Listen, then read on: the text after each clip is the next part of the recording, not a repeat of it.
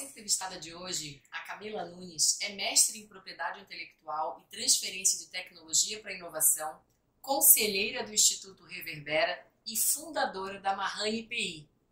Obrigada, Camila, por estar aqui com a gente. Eu tive que ler um currículo tão bonito desse, não podia correr aí o risco de errar ao apresentar essa mulher que a gente está trazendo para vocês hoje. Você que pensou em empreender ou que já está empreendendo, vamos aqui nessa conversa tentar aprender com a Camila quais são as coisas que você tem que fazer para assegurar os seus direitos e para que o seu negócio dê super certo.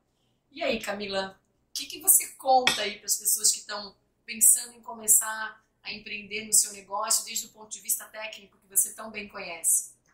Obrigada por estar aqui, Valéria. Obrigada pelo convite. Para quem está nesse rolê de empreender, que eu acho que não é uma coisa muito fácil, principalmente no momento que a gente está vivendo hoje da economia, o primeiro conselho, eu gosto sempre de começar dizendo isso, é resiliência. A gente vai ter diversos obstáculos no caminho e empreender nem sempre precisa ser solitário. Se a gente tem resiliência, a gente vai criando redes de apoio e aí vai criando parcerias e as coisas vão acontecendo. E eu falo porque foi assim pra mim, né? Então fica um pouco mais... Parece, eu sempre, quando eu vou escrever algum texto sobre a minha vida, eu falo... Parece que foi simples, mas é sempre só parece. Como é que foi? Como é que você começou a empreender? Como você empreendeu pela primeira vez? Porque ela, gente, tem a Mahani PI, que o pessoal até chama a Camila Nunes de Mahani, de tão forte que já é essa marca, né? Como é que foi pra você? Então, eu falo brincando, né, que parece que foi simples, mas não foi. Quando eu começo a Mahani, eu começo no susto. É um susto realmente. Eu tinha vontade, vamos lá, vou voltar alguns anos. Sei lá, muitos anos atrás, quando eu entro na área de propriedade intelectual, eu era uma pessoa extremamente corporativa de mercado, né? Fui muito formatadinha para ser isso. E como qualquer outra pessoa, eu acho que tem pais que estão e familiares no funcionalismo público, fui, vai para o concurso, tento fazer alguma coisa nesse sentido. E nesse momento você já era formada em administração? Sim, sim. Daí eu me formo em administração, eu me formei com bolsa, né, com 30 anos, em particular, enfim, graças ao ProUni, sou muito grata a ter, na época, a oportunidade desses programas. E aí eu me formo em administração e entro na área de propriedade intelectual lá em 2008, lá se vão 13 anos já. E tava naquela de trabalhar com isso e vai indo. Passa muito tempo, várias coisas acontecem na minha vida. Eu já tive lanchonete, eu já tive sócio nessa lanchonete, enfim. E eu era aquela pessoa que eu dizia assim, eu preciso ter vale no dia 15 salário no dia 30. Eu não me vejo vivendo de outra forma. Queria uma segurança? Sim, eu precisava daquilo. Porque a gente é formatado para isso, a gente é formatado para ter essa segurança. Eu venho de uma família que pensa muito assim, e investe muito em educação, né? A minha família sempre falou pra gente estudar, né? E aí eu vou indo, enfim, passam-se alguns anos, troco de escritório, vou trabalhando em vários escritórios de propriedade intelectual, trabalhei em um dos maiores do país, e vai passando-se os anos, eu venho morar em Florianópolis e eu ia sair da área de propriedade intelectual, fico mais um tempo nessa área, entro no mestrado. Aí vem o mestrado em propriedade intelectual e em transferência de tecnologia para inovação. Durante o mestrado começou a surgir o desejo do tipo assim, eu queria fazer do meu jeito. Né? Porque eu tô dentro do escritório que é dos outros, e aí a gente segue a regra dos outros, né?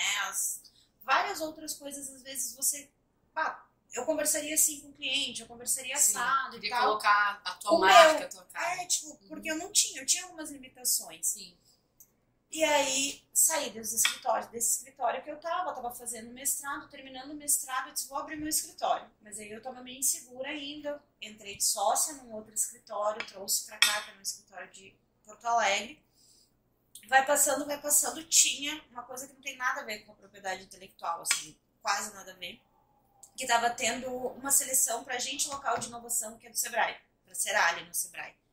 E eu tinha certeza que eu ia passar nessa seleção. E eu me inscrevi, eu fiz a prova, e assim, coisas do universo, Valéria, não sei se vocês acreditam, mas... Eu acredito. Eu acho o máximo contar, porque... Eu não conseguia no último dia de inscrição, eu não conseguia pagar o boleto. Por algum motivo, enfim, o meu banco não estava aceitando. Eu tive que mandar para um amigo pagar para mim. Eu disse, aquele dia já era o sinal de que ia dar alguma coisa errada, mas eu estava certa que eu ia passar naquela prova.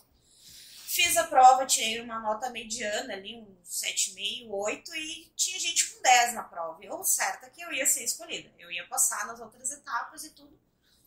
Desfiz a sociedade que eu tinha, fiquei sem emprego, porque eu não podia ser sócia de nada, nem ter escritório, nem nada, e entre eu desfazer minha sociedade e sair o resultado, tem um intervalo de 1 semana e eu não passei. E eu não passei na seleção, e eu não fiquei nem entre os suplentes na época, e era uma bolsa legal na época, era, sei lá, quase uns 7 mil ali, alguma coisa perto disso, assim, com os benefícios, né? E aí eu fiquei naquela assim, o que eu vou fazer da minha vida agora, né? Porque depois de chorar uns dias em posição fetal, né? Porque eu sou essa pessoa, tipo, deu tudo errado, parei, comecei a chorar. E este meu amigo, que inclusive foi que pagou o boleto dessa prova, me lembrou que lá no mestrado eu dizia, eu vou ter meu escritório, vou fazer o que eu quero na minha vida. E assim começa a surgir a Marrani PI. Eu já tinha o CNPJ aberto, e foi assim, entre eu sair do choro e botar a Marrani oficialmente dentro das redes sociais e começar a divulgar e montar site, período de 7 dias. Vou fazer isso, vou fazer isso. É o que eu quero, é o que eu gosto de fazer. Você já tinha gestado internamente isso, já, né? Pra em 7 dias ela... E eu vinha assim, eu tinha um ou outro cliente, eu já atendia isso. Quando eu saí da sociedade, algumas coisas muito legais aconteceram. Assim, a minha ex-sócia é uma pessoa que eu sou muito grata, me ensinou muito de um outro lado da PI, sabe? Porque eu sempre falo que tem vários lados da propriedade intelectual. Quando eu saí dessa sociedade, os clientes que eu levei ou que eu conquistei no meio do caminho, eles vieram comigo, né? Então, assim, quando eu avisei que eu estava saindo, e eu deixei muito, muito especificado assim, ó, eu tô saindo, o escritório continua, 2 ou 3 vieram e disseram assim, tá, mas você não consegue ficar atendendo a gente. Então, assim, eu tinha uma segurança ali de 10 centavos de grana e tal para me manter, tinha uma grana para receber da sociedade e eu queria muito fazer aquilo do meu jeito. E aí, em fevereiro de 2019, a Marrani sai, entra oficialmente no mundo digital, assim, nas redes, e começa a ser divulgada. E aí é o que é hoje. A gente tem, eu falo que ela tem 3 anos, porque eu começo o CNPJ em 2018, né? Um ano antes. Mas oficialmente no ar 2 anos e meio, e hoje a gente tem clientes em, acho que uns 12 estados do Brasil. Conta pra gente, quem não conhece bem, assim, o que é esse serviço de patente, de propriedade intelectual, de marca, por que isso é importante para quem vai empreender, por que isso é importante para a segurança das pessoas? Momento de jabá. A marca, eu sou apaixonada por marca, né? Por registro de marca, pelo universo da marca, por branding, é uma coisa que eu aprendi a gostar mais ainda além do registro. Por que tudo isso é importante, né? O que é a propriedade intelectual, então, primeiro, né? Propriedade intelectual é tudo que envolve o registro de criações. Então, quando a gente para pensar nos áudios, nos vídeos, nas fotografias, tudo isso está dentro da propriedade intelectual, que envolve direito autoral, o direito autoral, a propriedade industrial, registro de marca, patente, desenho industrial, software, indicação geográfica, quando tu toma o teu vinho, é um vinho do Porto, a champanhe, porque é de uma região específica. Aqui a gente tem as bananas de Corupá, que é uma região que produz algo específico, e o clima daquela cidade, né, daquela região, traz algo de benefício para aquele produto. Sim. Isso é uma propriedade industrial, é um registro, né, na verdade. Então, tudo que envolve a criação tem o direito de um registro, porque tem um autor, tem um inventor, teve alguém que expressou aquela ideia. Esse é o universo. Eu trabalho 99,9% com marcas. É onde eu gosto, é onde eu sempre estive. Quem te procura porque está começando um negócio, ou tem gente que te procura também porque já tem alguma dor, porque já está tendo algum tipo de perda e tem que arrumar a vida, vamos dizer assim, para ficar bem legalizado? Sim, me procuram por tudo, Valéria. Tem a pessoa que está começando, assim, pensando em abrir uma empresa e fala, cara, esse é o nome, está disponível, dá para registrar, vamos ver, vou começar o trâmite e só vou pôr no ar, no papel, tudo, sabe, fazer a fachada quando tiver tudo certo, que é o tempo de sair o registro. Tem tempo, né? E tem aquela pessoa, como eu atendi uns dias atrás, que chega e fala assim, deu tudo errado, recebi uma notificação, tenho que mudar meu nome, sabe? Então, ou seja, gente, se liguem, antes de começar é importante fazer um tipo de pesquisa, um tipo de busca. Exato, porque como funciona o registro de marcas, Valéria, na verdade? O registro de marca, ele é um título, tu comprou casa, tu tem escritura, o registro de marca, ele tem um certificado, tu tem um registro daquilo. No Brasil é feito junto ao INPI, que é o Instituto Nacional da Propriedade Industrial, e o primeiro que registra é dono. Daí vai ter gente que vai dizer assim, mas eu uso há mais tempo, a lei fala que quem usa. A lei fala que quem usa mais tempo, mas você tem que provar. Sim. E para provar você vai gastar mais dinheiro, com mais petição, com mais coisa. Então o primeiro que registra vai ser o dono. como que a gente começa, assim, qual que é o modelo ideal, né, para o registro de marca? Você tem um nome na cabeça, você vai pesquisar no banco de dados do NPI para ver se esse nome está disponível. Daí eu já deixo até como dica, gente, não adianta pesquisar só a marca exata. Se você pesquisar Camila, vai aparecer só Camila. E tem Camila Ferreira Nunes, e tem Camila Nunes, tem Camila José da Silva, e tem N maneiras de a gente fazer a pesquisa no banco de marcas. Fez a pesquisa, a marca está disponível, daí você vai escolher a classe que você quer, porque marca dentro do instituto, né? Tu pode ter para produto, tu pode ter para serviço, daí tu escolhe a tua classe, daí tu vai depositar. Daí vou dar um exemplo que é o que mais acontece. Tem gente que vende roupa e faz a roupa, né? Tem o comércio e a produção. Aí você tem que ter duas classes, porque uma é do comércio e a outra é da produção. Ah, daí tu abriu uma confecção, daí tem mais a classe de confecção, daí tu vai ampliando a tua proteção. O que acontece hoje no universo de marcas, assim? As pessoas acham que é algo tolo, mas é algo que é extremamente vantajoso você ter um registro. Porque eu costumo escutar muito assim, eu não sei se vai dar certo, eu também não sei. Mas se der certo, eu tenho a proteção. Se der errado, eu não quiser mais aquela marca, eu vendo ela. Porque marca é patrimônio, eu posso vender para uma outra pessoa. Eu posso licenciar minha marca hoje para a Mahani, e a gente vai chegar nesse nível ainda, para vender outros produtos. Sei lá, a Coca-Cola hoje, o que ela menos ganha, talvez em grana, é vendendo refrigerante. A gente tem marcas que licenciam a marca da Coca-Cola para tênis, para roupa, para eventos, para jogos de futebol, sabe? Então, a marca ela é um ativo muito valioso. E me diz uma coisa, você está falando de quem te procura, né? Quantos por cento das pessoas que te procuram são mulheres? Cara, graças a Deus é a maioria. Maioria mulheres? Hoje sim, não tenho nada contra homens, né? Que fique registrado. Não, nem eu também não tenho nada contra os homens. A mas gente enfim, atende. a gente aqui no WeShare, a gente fez criou esse projeto para dar visibilidade para as mulheres empreendedoras. Muitas mulheres negras também têm sido entrevistadas por nós, então essa é uma curiosidade que a gente tem e vamos aproveitar para sanar essa curiosidade. Então as mulheres estão sendo mais ousadas, estão se arriscando a empreender. E aí tem um ponto, né, Valéria, que eu brinco, né, não tenho nada contra homens, eu tenho vários homens que são meus clientes, me indicam mais clientes e assim, tem uma coisa que um movimento que eu vi acontecer do ano passado para cá, de pandemia para cá, foram mulheres tomando a frente de outros negócios, assim, o homem já tem um negócio e a mulher tá, tipo, então talvez eu possa fazer mais esse aqui. Sim. E aí também, né, indo por esse caminho do empreendedorismo. Eu acho que hoje, eu tenho muito mais clientes mulheres do que homens pelo ponto da minha comunicação e pelo ambiente onde eu fui me inserindo, eu acho que tem esse ponto. Eu começo a Mahani participando de muitos eventos de empreendedorismo feminino, de muitos eventos de afroempreendedorismo, né? E querendo ou não querendo, eu não tenho como fugir disso. A Mahani é uma empresa de uma mulher negra, né? E para mim isso já diz tudo do que é do nosso propósito, que a gente atende, o que a gente busca. Então, quando eu tenho muito mais mulheres, né, sendo atendidas, é porque a gente também abre muito mais oportunidades, assim. A gente cria redes de parceria, a gente busca facilitar para mulheres empreendedoras, para mulheres que são donas de marca, porque a gente já passa por vários outros obstáculos. Que é por isso que eu brinco, eu não tenho nada contra homens, mas é muito mais difícil muitas vezes para uma mulher empreender, sendo mães, tendo que limpar uma casa, às vezes mãe solo, lidar com todos os outros com papéis, todas né? as outras burocracias que é abrir uma empresa, pensar no contador, pensar no registro da marca, tudo, porque é tudo pensar, eu tenho que pensar em sustentar a família, tudo. Então, o que eu puder facilitar do lado do empreender, enquanto eu, empresária, essa parte eu vou facilitar para a mulher. Você falou em sustentar a família. Hoje, além da Mahani, você tem outras frentes nas quais você trabalha, outros projetos nos quais você está envolvida, para você também subsistir? Sim, e vamos lá.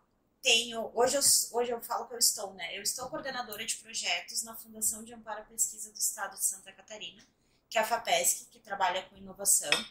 Em fevereiro do ano passado, um ano depois que eu já tinha Mahani, eu recebi o convite de uma colega, né, de uma amigona minha que trabalhava lá e tinha uma vaga na equipe e eles precisavam de alguém com a formação em propriedade intelectual. A gente fez mestrado junto, né? E eu lembro que quando ela me mandou a mensagem, eu disse, não sei. Porque a Mahani estava decolando e eu estava naquele momento assim, as coisas estão acontecendo. Não estava ganhando rios de dinheiro, mas as coisas estavam acontecendo.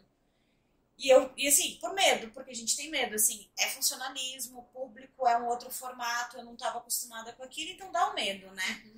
E aí, conversando com uma pessoa que é um dos meus melhores amigos, que eu falo que ele é meu consultor de assuntos aleatórios e regulatórios, ele disse assim, vai ser difícil, tu vai custar se adaptar, mas é pro teu profissional, porque daí dentro da FAPESC é o outro lado de inovação.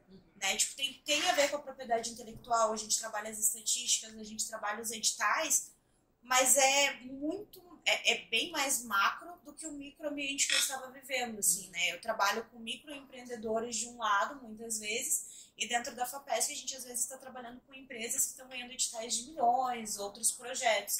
Tem um dos editais que eu participo lá e ajudo a coordenar, que é de pré-incubação, que tem mais ou menos 700 empreendedores envolvidos durante 5 meses. Então, assim, é uma coisa muito maior, né? Então, era equilibrar, assim, tipo, esse vem muito por uma realização pessoal, realmente profissional da Camila, e a Mahane é uma outra realização da Camila como empresária, sabe? É as duas frentes. E o Reverbera, que aqui quando eu te apresentei, eu falei do Reverbera.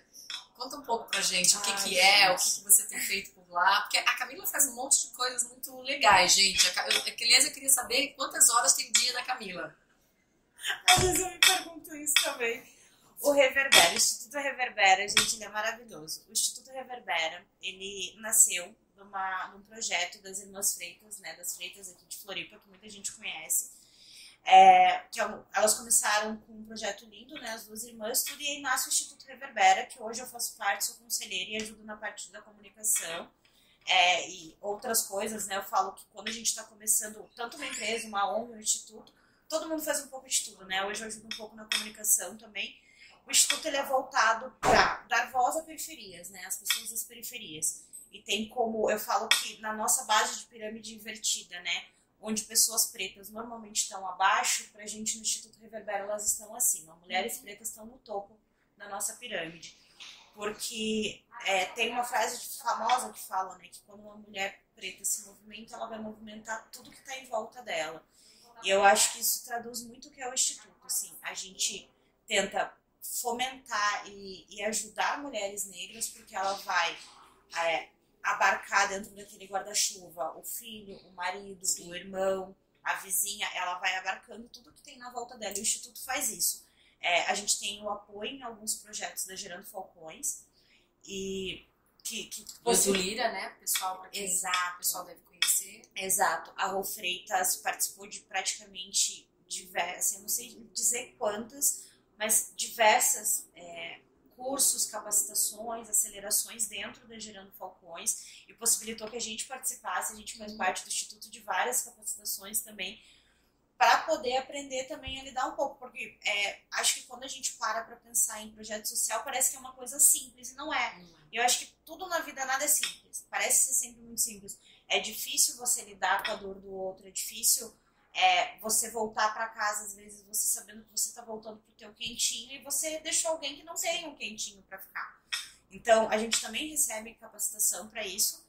O Instituto tem esse apoio e aí tem as ações, né, Valéria? Tem um projeto de jovens rolando que é para formação socioemocional e profissional. Então, tem várias bases ali, desde fazer ele entender o papel dele nesse mundo, que ele não é menos do que ninguém, se talvez ele esteja visualizando aquilo para a vida dele, sei lá, uma engenharia, um direito, uma medicina, é possível. Quais os caminhos a gente vai ter que percorrer muitas vezes juntos, como amigo, como parceiro, como família, se dando a mão ali para que ele atinja aquele objetivo. Vem a questão familiar, né, de pegar mulheres, né, mulheres negras, tem um curso de empreendedorismo hoje rodando. Se eu não me engano, eu sei que só em um local, que eu acho que é a Vila Aparecida, que é presencial. O restante ele é todo online, porque elas optaram, fecharam um espaço e todas saem de casa e vão lá assistir o curso, né? Eu acho que a gente tem 157, 160 mulheres hoje ao todo dentro do projeto sendo atendidas. E também vem todo um resgate de autoestima, de autoconhecimento, além da parte do empreender, do burocrático, do registro da marca, contabilidade. Não. Porque tem antes de chegar a Valéria empresária, a Camila empresária, tem a Camila filha, a Camila mulher, sabe? Tem alguma peculiaridade, assim, alguma especificidade, em alguma coisa muito diferente na forma como essas mulheres olham o ato de empreender para os empreendedores em geral? Porque você tem, então, um tipo de empreendedor que tem um nível social, de um poder aquisitivo, e tem essas pessoas que estão empreendendo, muitas por necessidade, né? Sim. Eu ouvi uma vez numa palestra da Adriana Barbosa, que é maravilhosa, da Feira Preta, que ela fala que ela, se não me engano, a família dela, lá, que são 3 gerações de mulheres, elas empreendiam na civilologia, que é a arte do se virar, né? Algo nesse sentido. E eu me apaixonei por essa expressão, porque, para mim, a maioria das mulheres hoje, principalmente mulheres negras que estão empreendendo, elas estão empreendendo na civilologia, porque não tem outra opção, sabe? E quando a gente para pensar em diferença, eu vejo 2 universos, Valéria. Eu vejo um universo que existe um ecossistema gigantesco de inovação, de empreender que tá falando mindset, valuation e tudo mais, e um que não entende nada dessas expressões. Essa linguagem não chega. Não, mas faz isso todos os dias. Faz isso todos os dias. Porque, para mim, essa é a maior diferença, sabe? A questão da linguagem. Além da questão da linguagem, é a questão assim, eu já faço isso todos os dias, para de colocar um nome difícil no que eu tô fazendo, porque já é difícil eu fazer. Sim, até porque quando você coloca um nome difícil ou um anglicismo, o que você faz ao invés de incluir é excluir, né? Sim, a gente tem, tive uma discussão esses dias, porque se eu não me engano são 5% da população brasileira que falam inglês fluente, é algo nesse sentido. Eu não me enquadro dentro desses 5%, eu não tenho inglês fluente. E aí, se é difícil para mim, que estou dentro do ecossistema todo, eu sou empreendedora, né? Eu tenho uma empresa, eu venho do empreender, eu estou dentro do universo de inovação, estava dentro da academia com mestrado, se eu estou dentro de todo esse ecossistema, e é difícil para mim entender, pega uma mãe de família, pessoas, com certeza. sabe? Pega uma mãe de família que resolveu fazer a quentinha, né? E muitas vezes a quentinha que ela vende é a quentinha que se tem dentro de casa também para eles comerem. E aí você chega e fala, qual que é o teu ponto de equilíbrio? Ela vai dizer assim... Os meus 2 pés bem plantados no chão. Exato, eu boto um estrado aqui para ficar firme, entendeu? Gente, é incrível. E assim, hoje nas empresas tem se falado muito, né, em diversidade. E aí se começa a expandir, né?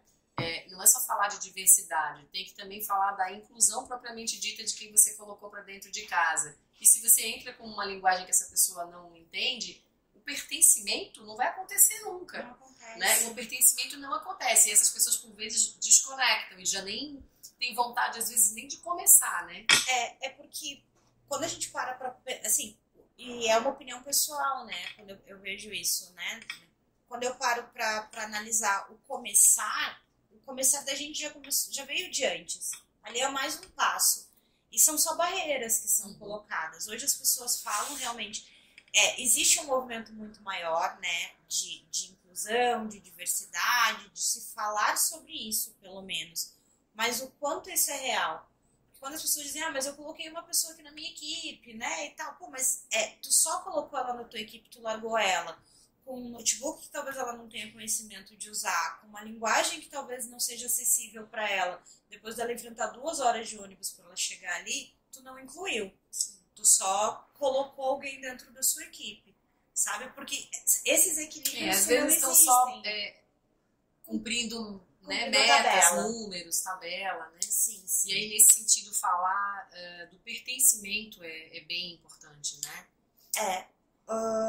Quando eu abro a Mahani, né, e eu tive vários momentos de pensar na empresa, isso era uma das coisas que mais me tocava, Valéria, assim, o quanto as pessoas que eu vou atender hoje conseguem se sentir parte do que eu faço, né? E eu sempre busquei levar isso da maneira mais simples possível. O mundo da propriedade intelectual, hoje, ele está muito pulverizado em diversos aspectos. Mas quando eu entro para o universo da propriedade intelectual, eu fiz a brincadeira esses dias, porque o pessoal fala assim, quando eu cheguei aqui tudo era mato. Eu falo, não, eu joguei a semente do mato, né? Porque eu cheguei em 2008, eu reguei o mato para nascer. Não tinham pessoas falando sobre o registro de marca para a pessoa que está vendendo a quentinha. Não tinham as pessoas falando, não, era um juridiquês, eram muitos termos técnicos, eles existem ainda, mas cada vez mais acessível para as outras pessoas. Tem o mundo digital trazendo isso, então tu começa a realmente tentar fazer com que as pessoas estejam parte daquilo. E eu sei que hoje na Mahoney eu atendo muita gente que olha e fala, cara, eu gosto do jeito que você fala. É fácil para eu entender quando você me explica. E o inverso às vezes acontece, você perceber algum tipo de restrição, de dúvida em relação a você ou em relação ao teu trabalho quando você se apresenta? Tem muito mais, assim, eu falo que eu direciono muito a minha comunicação para empreendedores de pequenas empresas, né? Mas eu atendo empresas grandes. Sim. E quando eu chego nesse cenário, é um choque, assim, porque as pessoas esperam, e eu já falei isso algumas vezes, que eu seja a pessoa que vai chegar de salto dentro de um tubinho, correndo, né? Cenas de Nova York, né? Com o meu café na mão, e eu não sou essa pessoa, eu sou a pessoa que vai chegar de tênis. Sim. Tem um estereótipo, então, tem de quem trabalha com propriedade intelectual, mundo corporativo. Até um tempo atrás, Valéria, era do direito, né? Trabalhavam dentro da propriedade intelectual, ali até uma boa parte de tempo, pessoas que existia um credenciamento no INPI, então tu passava na prova para ter esse credenciamento, mas a maioria das pessoas eram do direito, eram advogadas. E isso mudou bastante o formato, enfim, hoje tem outras coisas. Eu sou administradora, sou mestre na área, mas eu não sou do direito. Tenho amigos que são, eu não sou, não tem problema. Mas e aí a gente volta pro direito, tu olha para aquele mundo todo corporativo, né? Eu trabalhei, o meu primeiro trabalho tinha toda a questão da roupa, do cabelo. Eu não usava eu morava em Curitiba, né? Eu não usava meu cabelo solto, né? Eu conheço bem o que é isso também, gente. Não usava meu cabelo até a solto. Cor da roupa por vezes. Né? Exatamente, assim, tipo, eu tinha e hoje eu paro para olhar o quanto a caminhada, né? O quanto o processo é progresso, né? Eu entrei nesse escritório na época, eu tinha 2 camisas sociais e uma calça preta social. Era o que eu tinha. E eu passei uns bons longos meses tendo só essa roupa social. E era a roupa que eu usava. Então eu lavava uma camisa e usava outra. Secava no ferro, assim, passei alguns meses até comprar outra camisa, tudo. Eu lembro que eu tive uma mentora maravilhosa dentro desse escritório, que assim, hoje nós somos amigas, ela tem o escritório dela com o marido e me ajudam muito, a gente se ajuda. Mas eu lembro que eu olhava o jeito dela se vestir, porque ela tem uma loja que é famosinha, assim, e ela comprava naquela loja. E eu olhava e dizia assim, gente, eu quero muito aprender a me vestir como ela. Porque eu achava aquilo muito bonito. E depois eu vi que não era, que é dela. Ela Sim, é da... O personagem dela precisava ser dessa forma, o seu poderia ser diferente, tinha autonomia para ser diferente. Quando eu saio de Curitiba, eu começo a ver que, tipo, beleza, principalmente aqui na ilha, eu não preciso estar de salto. Eu não preciso estar de salto e trabalhando nesse escritório eu estourei o meu pé, enfim, eu tenho um calo no pé até hoje por conta de usar saltos e tal. Então, assim, não preciso estar de salto todo dia, tudo. Então, alguns lugares onde eu vou, as pessoas olham e falam, tá, porque tem um ponto, né? No meu WhatsApp da empresa não tem minha foto. E às vezes as pessoas conversam comigo e não olham a rede social pra ver. E eu também não apareço muito no perfil da Mahoney, eu apareço vez ou outra, agora que eu comecei a aparecer mais. E as pessoas imaginam que é outra pessoa. Não só por eu ser uma pessoa negra, mas eu acho que elas imaginam muito mais um estereótipo de vai chegar uma mulher muito executiva. Uhum. E eu vou estar de banho tomado, bem arrumadinha, bem cheirosinha, mas eu vou chegar com uma sapatilha baixa, eu vou chegar de tênis. Como sabe? Você se sente bem? Como eu me sinto bem, porque isso não anula a competência que eu tenho, isso não anula 13 anos de experiência que eu tenho. Me conta uma coisa, mas e se você percebe eventualmente que o teu interlocutor está nesse estado de dúvida, tem algum truque, alguma coisa que você faz na hora para poder superar esse momento e poder seguir, mostrar o teu trabalho e pegar o job? Eu viro sempre pela pergunta, dependendo de como tá conduzindo ali e eu acho que às vezes a gente percebe o ponto de interrogação tá na testa da pessoa. Sim, assim, é uma coisa que às vezes é sutil, né? Não aí, é obviamente uma coisa direta. Vou tentando explicar e eu vejo que não dá, eu faço uma pausa, tomo uma água, um café e falo a pergunta. Qual é a pergunta que tá faltando? Tem alguma pergunta para fazer? E aí ou a pessoa desequilibra e fala, não tem pergunta. Ou não entendi tal coisa, me explica de uma outra forma. E eu gosto de falar pouco, então assim, se o cliente quiser me questionar de 20 formas diferentes, eu vou explicar de 21. Sim. Sabe? O máximo que vai acontecer é eu dizer pra ele assim, que pra mim também não tem problema nenhum. Não tenho a resposta agora, mas eu te trago ela daqui 5 minutos. Lógico. Entendeu? Humildade nunca é demais. Não. E não tem nenhum problema, eventualmente, a gente fazer isso, né? Dizer que vai buscar e tudo. E eu acho que isso é um modelo que a gente também tem trocando dos últimos anos para cá, porque a gente tinha um modelo de mercado que o profissional era obrigado a saber tudo, entender tudo e trocar na hora e falar. E hoje eu acho que com essa economia nova que a galera tanto fala, né, com a nova economia, as pessoas estão entendendo que negócios são feitos por pessoas, sim, que a gente conecta com pessoas. Então, nem sempre eu vou ter a resposta. E várias vezes eu estou conversando com um cliente e eu falo assim, tá, mas deixa eu só pensar aqui mais 5 minutinhos, porque talvez tenha um outro lado que eu ainda não Sim, mas você é a pessoa qualificada para ir buscar a resposta e para construir a melhor solução, né? Não, tem. E às vezes a gente também tem o outro, o contrário, assim. Às vezes o cliente já vem com a resposta e você fala assim, nossa, mas você parou para pesquisar, sabe? Porque tem esse movimento de mercado também, né, Valéria? Tem a pessoa que já te traz algumas coisas e fala, não, mas é que eu já vi aqui no Google, que é tipo o médico, que você chega pro médico e fala, né, que ó, posso tomar essa dipirona aqui. Às vezes eles já chegam com várias coisas e eu falo, tá, dá pra ir por aqui, dá pra ir, e vou explicando os caminhos. E esse é um ponto que eu gosto de falar até que quando eu tô na propriedade intelectual, isso era um ponto que me incomodava, né, dentro de alguns lugares que eu trabalhei. As pessoas darem poucas informações para quem estava sendo atendido. Então, assim, o que eu preciso para registrar a marca? Você precisa ter um CNPJ, ou você pode fazer no teu CPF, você vai pagar tanto, você faz isso, você faz aquilo. E acabou. Aí a busca da marca foi feita, foi feita, não tem risco. E eu não consigo ser assim, porque toda marca tem risco. Porque tudo pode dar problema. Sim. Porque não depende de mim, porque tem uma legislação, porque tem terceiros envolvidos que analisam. Aliás, quem empreende tem que ter sempre algum apetite ao risco, né? Para saber lidar. E eu tinha essa necessidade, né? De dizer assim, ó, a gente tá fazendo, aparentemente não tem problema nenhum, mas pode acontecer A, B, C, D. E eu lembro que a minha ex-sócia, ela dizia, por que você fala isso pro cliente? Eu digo, porque ele precisa saber. Porque se lá na frente acontece algum erro, eu não quero que ele seja pego de surpresa. Pelo contrário, eu quero que ele diga assim, você me avisou isso lá atrás, né? 8 meses você falou que tinha isso daí. Sim. Porque eu falo, né? E muitas pessoas que às vezes vêm conversar comigo, e daí eu até nem coloco só sobre registro de marca, eu coloco sobre abrir empresa, sobre outras coisas. E eu já tive essas conversas assim com diversas amigas que são do universo do empreender. É que elas dizem, bacana, tu falou que isso ia acontecer, né? Eu falo, acontece, gente. Porque não tem só coisa boa. Se alguém me disser hoje que abriu uma empresa, o registro da marca deu certo, a contabilidade deu certo, que não fechou um mês no vermelho, que não chorou 2, 3 noites em posição fetal no primeiro ano, fez alguma coisa de errado. Ou teve apoio. Teve muito apoio, teve aporte financeiro, teve alguma coisa, sabe? Porque dentro do caminho a gente não pode ter surpresa, seja dentro do registro, seja dentro do empreender. Sim, por isso você abriu falando de persistência, né? Persistência e resiliência a gente não tem. E eu acho que é o que nos acompanha, assim. E aí eu vou pôr de novo, né, onde é muito pessoal e a gente vem com raça, a gente é ensinado desde pequeno a ter que ser melhor do que os outros. Sim. Fazer 2 vezes mais, ser 2 vezes mais. Qual que é o custo disso, hein, Camila, você acha? Terapia paga, né? Pena que não são todos que têm acesso ainda, mas terapia paga. E eu falo porque, gente, eu faço terapia desde que eu vim morar na ilha. Tem 7 anos, quase 8 anos. Eu começo a fazer não por conta dessas pressões, eu começo a fazer por conta de uma perda, né?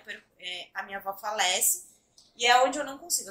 Tinha mudado, saído da casa dos meus pais e tal, e aí dá um baque na vida. Porque eu falei, pô, e agora? Né?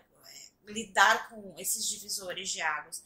Mas dentro da terapia, eu já trabalhei tantas outras coisas que perpassaram nesse caminho da Camila, que por que eu demorei tanto para mudar de cidade? Por que eu demorei tanto para empreender, sabe?